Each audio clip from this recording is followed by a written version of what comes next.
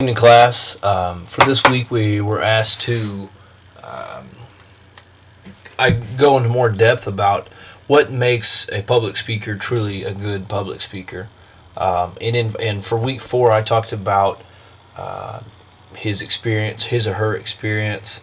That really shows what makes speaker. If I'm 50 years old and I've been working for 30 years and I'm talking about work, then I have my experience. That's what makes me believable.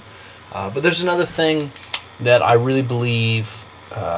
Besides that, I guess that can't convince the crowd, but can kind of bring the crowd. I guess convince in a way, but bring the crowd to your side in a way is emotion.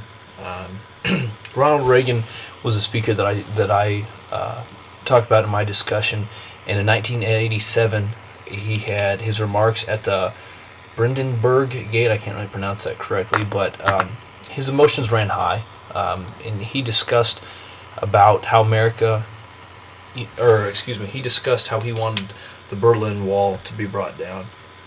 Another speaker that I looked up was George W. Bush in 2011 or 2001 when 9/11 happened.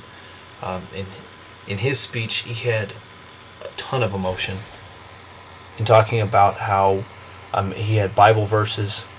He was able to talk to the American people and tell them that this act of terror wasn't going to go unnoticed. That it wasn't. Obviously, it wasn't going to go unnoticed, but it wasn't going to be. It wasn't going to be. They weren't going to tread lightly with it, and that they were going to win the war on terrorism. And as a child, I didn't watch George W. Bush speak when 9/11 had occurred because I was in, I want to say, second grade, and so I was young enough. I was old enough to know what happened, but I was too young to really understand the full ramifications of what were going on. But I want to say emotion is something that if you bring to a speech, that you are able to convey to the audience, that they know that you're passionate about this, or you're passionate about what you're saying, that you will convince them. If you go there half-heartedly and say, "Hey Berlin," like as if Ronald Reagan were to go up there, "Hey Berlin," or his main remark was, "Mr.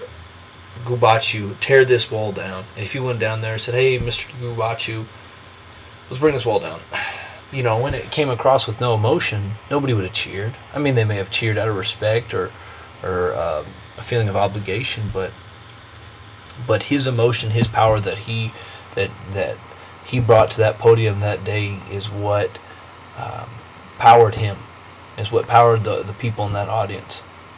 And so the power of emotion can really be a driving force in your speech. Thank you. Good night.